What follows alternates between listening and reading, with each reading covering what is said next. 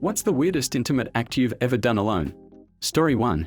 Cut a hole in my orangutan teddy that I had since birth and pumped the living daylights out it when I just discovered I could come. It ended up all crusty and I had to restuff it a couple times. Eventually my friend found it, put his finger in the hole and realized what he had just done, and that was the end of our friendship. It was around about then I realized what a disgrace I was, so I invested in an oven mitt, a packet of ham and a snorkel. Story 2. Once while jerking off on my bed I wanted to see if my nut can reach the ceiling. So I edged for about an hour and found the perfect video on P-Hub. Now here comes the difficult part. I had to find a way to position my lower body so that 1. The nut won't hit my face, and 2. So it can reach the ceiling, all while trying to keep an erection. I did it. It shot up like a freaking rocket straight to the ceiling. However, during the post-nut clarity it dripped down on my face. 8/10 would recommend trying. Also, another time I saw a Sprite commercial and thought, what would happen if I stuck my penis in soft drink? So being a teen and nothing to do, I went to the store to buy a bottle of Sprite. Came home, poured it in a glass and stuck my tool in it. The bubbles felt weird but a calming massage. 10/10 would recommend. Story 3. Used a candle for bum fun while I straddled on top of it while jerking off. I was curious as a teenager and questioning whether I was bisexual or not. It turned out I was. Weird act that led to an enlightening moment years later. Ended up blowing my friend, which was great as well. I'm in a straight marriage now, but I do have toys that keep me occupied. Story 4. Younger me had one of those huge teddy bear stuffed animals, the giant people-sized ones. Well, one day I was horned up and decided I was going to use duct tape and tape down my dildo onto my stuffed bear's private area. I then proceeded to ride him to climax. Story 5. One of my clients had a thing for me making a bikini out of plastic bags and wearing them. He would book me for up to an hour to pose and talk to him about intimate situations where I might be wearing a plastic bag during sexy times. I even shoved a plastic bag up my fanny a time or two. He had a thing for the crinkling, and when he was getting close he would say stuff like, "Yes darling, make it crinkle," over and over again. Another client liked me to get fully nude and tear up newspaper. Not carbon paper or construction paper or anything else. Just newspaper. Last but not least, one client was into race play and degradation, which was fine by me because it was all fun and games.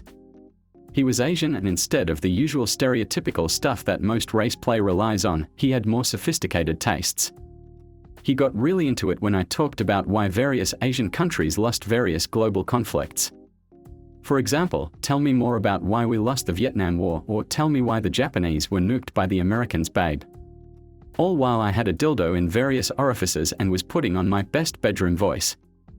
When you do intimate work, you see all kind of wacky kinks, and as someone who catered to fetishes specifically, I have seen some stuff. But those 3 definitely stood out as moments where I felt like I was being trolled. Story 6. I'll start by saying I'm glad I never got my penis ripped off. I was sexually repressed by religion and it led to weird kinks.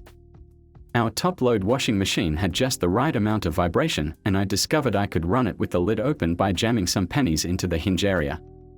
The top of the spindle had a hole or cup on the top where you are supposed to add bleach or fabric softener, or apparently penis. Wrap my tool in something soft, lay across the washing machine and put it in the bleach hole. Let me tell you, when it hit spin cycle, I didn't last long. Thanks for bringing up these horrifying times in my life. Story 7. I was in a class at school. Back then I would get turned on so easily. For some reason there was a photo of a hot girl in a bikini in a mural on the wall.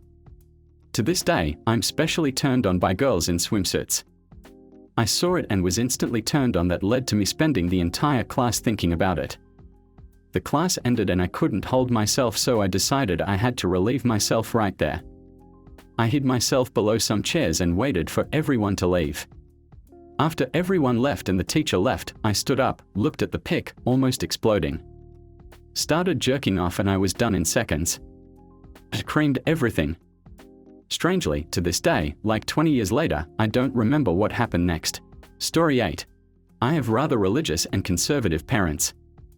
They decided to put off the sex talk, at least the details, until my senior year of high school. So when I started getting erections back in middle school, I had no idea what was going on.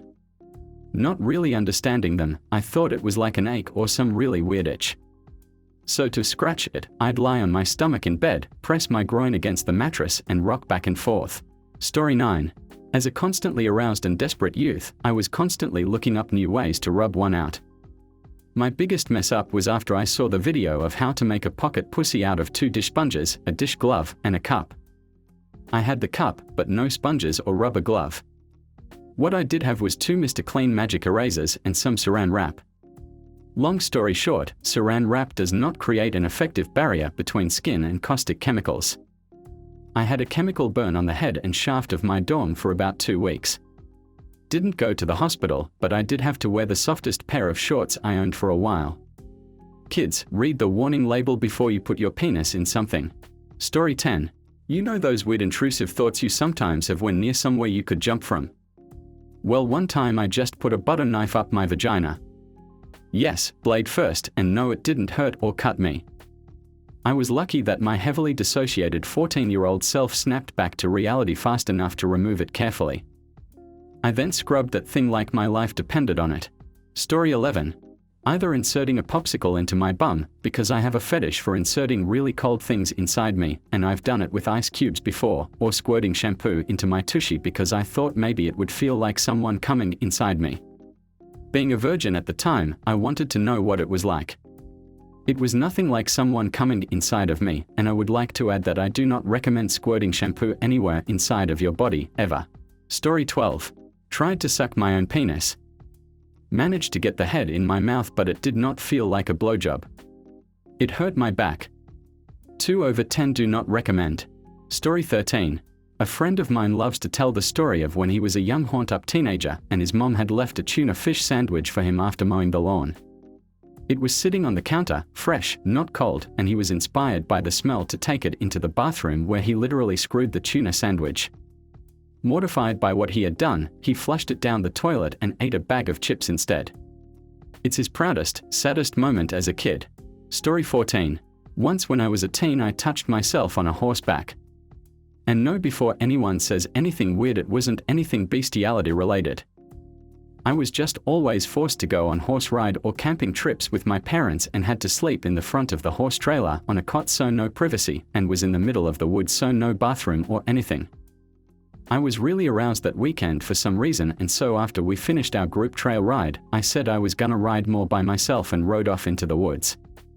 I rubbed one off up on top of the saddle really quickly, then rode back to camp like nothing ever happened. I'm so glad no one happened to come by. Hormones as a teen are insane. Story 15. I would love to claim it, but I had a roommate in university who used to basically positions himself upside down against a wall. His legs, lower back and mid-back will all be against the wall while his weight will be bearing down on the back of his neck and shoulder blades.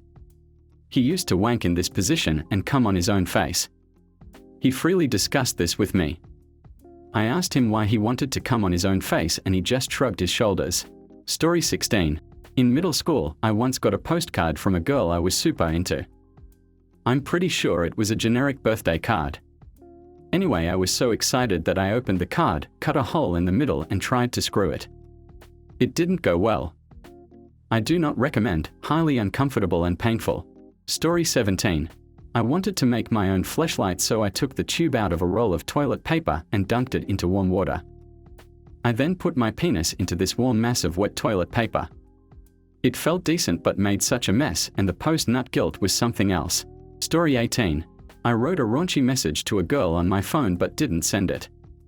I aimed my erection at the phone and made a deal with my penis that if it could get hard enough to reach the send button, the message would get on its way. I sent it and then came and immediately felt regret. So I changed my picture to a photo of China and my username to a bunch of Mandarin nonsense and then spammed her a bunch of Chinese stuff to make her think I was a foreign spammer. Story 19. When I was a kid, I had the thought, if I could jerk off but keep the semen in me, would it feel good for longer? So I put scotch tape over my pee hole and went to town. Suffice to say, it was very painful and I have a bit of a lasting trauma. Would not recommend. Story 20. Once when I was a young teen, I wanted to know what my semen tasted like, but licking it off my hand seemed gross, so I jerked off into a Tostitos scoop and then ate it. It would take me years to realize that cum is both salty but not that salty. Story 21. Dug a penis-size hole in the ground, filled it with packing grease, screwed it. If you've gotten this far and enjoying the content, please leave a comment of your own story. We'd love to make a video of them in the future. Story 22. I kind of have this fetish where the idea of being experimented on, or being the product of a Frankenstein's monster kind of experiment, is a big turn on. I also have a fetish for being forced to drink liquids. So one day I decided to try combining the two. I set up some spooky green lights in my living room, then take some plastic tubing I have from other hobbies and made myself a siphon, with one end down my throat a little ways and the other in a big cup of Gatorade sitting on a table above me. I laid down on my back, with a towel under me, and just kind of let the siphon go. It didn't last long. The weight changed so rapidly the tubing pulled the glass over, spilling the half-gallon of Gatorade all over me and my carpet. I had put towels down, but it was just so much it still soaked through. So here I am, sitting in the middle of my living room, naked, covered in Gatorade like an asshole. It wasn't a highlight of my solo intimate exploits, but it's a good story I don't ever get to tell. Story 23. Got so aroused that I pleasured myself with a carrot and went to see my then boyfriend with the carrot still inside me. It was like a 20-minute bus ride, just to be greeted by his mom at the door. Noped the heck out of there even before entering his place. Story 24. My grandmother was the sweetest, most innocent woman you'd ever meet. She would stay with us sometimes and help out around the house. One year, for Christmas, she bought me a pack of hankies. Obviously confused, I wanted an explanation. She said to me that I need to use hankies to blow my nose into, instead of all my clothes, because she did the washing and saw all the crusty stains on them. I am sorry, Grandma. I am really sorry. Story 25. Not the act itself, I guess, but the event as a whole. We lived in the sticks and internet shopping wasn't really a thing back then. I was a constantly aroused but resourceful teenage girl, so I whittled myself a penis-like dildo out of a piece of firewood, sanded it, and varnished it. I was around 14 to 15 at the time. I tested it out once without a condom and freaked out about the potential toxicity of the varnish. Then used a disposable latex glove because there were no condoms in the house and the thought of buying them was mortifying. In the end, I was too paranoid about it being found, so I tossed it into the fire the next time the fireplace was lit. Story 26. I was quite constantly aroused in my early teens, so I looked up innovative ways to pleasure myself. As it seems, if you hollow out a cucumber and microwave it, it does not feel like the inside of a vagina. I was left with the most disgusting vegetable you've ever seen and a memory that lives under the surface of my dignity. Story 27. I had heard about cock rings, the rubber ones and the plastic metal ones, and found out they make you harder for longer, so I decided to try and improvise. One day when my mum and sister went out, I found a metal ring that went on a curtain pole and had a little plastic clip on, so I removed that and got some cooking oil and went into my room. I greased up the ring and slid it over my semi-flaccid penis and balls. It felt pretty good, so I grabbed a magazine and started to rub one out. The ring slowly moved further back, restricting blood flow and wedging itself tight against my balls and base of my penis. This thing was tight, and I suppose it was doing its job until after I came and wanted it to slide off. It wouldn't. It was there, right against my purple penis and balls for 30 minutes before Mum came home. I couldn't budge it. I was in pain, so I had to call her. The look of utter horror, disbelief, disgust in her eyes will stay with me forever. By this time my dick was dark purple and I was in severe pain. My mum immediately called my dad. He drove from work, about 10 minutes, came upstairs, took one look at me, got some Vaseline from the bathroom, got a thin piece of plastic and put Vaseline on it and slid it under the ring and kind of levered it a bit. The blood drained and my pain subsided. He handed me a towel, ruffled my hair, picked up the ring, shut my bedroom door and went back to work. We never talked about it again. Story 28. So a buddy and I that lived together went out drinking one night. Got sloshed and had a great time. We both woke up early the next morning and headed back to the apartment. He's a decent cook, so he said he'd whip us up some omelets as hangover food. I was stoked as I felt like crap. So he gives me my plate and we both go to our respective rooms. I get about 3 to 5 bites in and I'm just way too hungover to be eating anything of real substance without risk of throwing it up.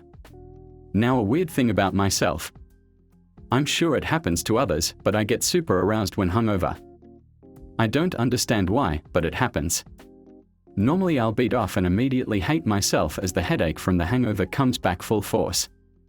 But this time, instead of beating off like a normal person, I looked at that omelet and thought, I bet that would feel amazing. So I threw caution to the wind and I screwed that omelet. Just really gave it the business until I finished. Regret and disdain for myself came rushing back to me along with my headache as I threw the omelet away in the trash and crawled into bed to sleep the rest of my hangover away. Story 29. Every year I help my dad with Christmas lights.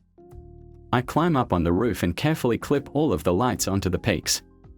I grew up in a conservative house and only recently discovered how nice touching myself can be. Did you know that orgasms can help relieve period cramps? Well, I have a particular fondness for the cowgirl position with my boyfriend, but it absolutely destroys my knees. Sitting on my knees on a flat, even if it's a soft surface, is difficult for me. So here I am, sitting on the warm roof, hanging lights on my house, when my dad walks inside to get something. I'm straddling a roof peak, all alone, the neighborhood is quiet and I can see there's no one outside. I'm at an angle where I can't be seen from the ground anyway. My knees are at the perfect angle to not hurt in this position, and suddenly, thoughts of the boyfriend enter my head. I just started rocking back and forth on the peak of my roof. When my dad came back out, I was in a much better mood. Story 30. When I was in middle school, I ended up in school suspension, where I was essentially locked in a supply closet with a desk in it for a week and a half. The supply closet was connected to the principal's office, but no one really came in to check on me besides at lunchtime when it was mandatory to bring their closet prisoner food. Anyways, that closet turned into my masturbatorium. Very important masturbatory studies and experiments were conducted in my time there. Very scientific and groundbreaking works was headed by myself and my assistant right-hand woman. Great assistant and still with me to this day. Years later, when I was in high school, I returned to speak with the new principal of that middle school about supplies for a club project I was working on. I went into the closet where the desk was to gather a few boxes she prepared for me. Lo and behold, I noticed, for the very first time, a camera trained right on the goddamn desk. To this day I have no idea if that camera was there while I was in there. It's the exact same as the rest of the cameras in that school, so I feel like it has been. Thank you for watching. If you enjoyed this video, please hit the like button and subscribe to Thread Talk for more content like this. Also, don't forget to turn on notifications so you never miss out. Have a dope day and we'll see you in the next video. Cheers!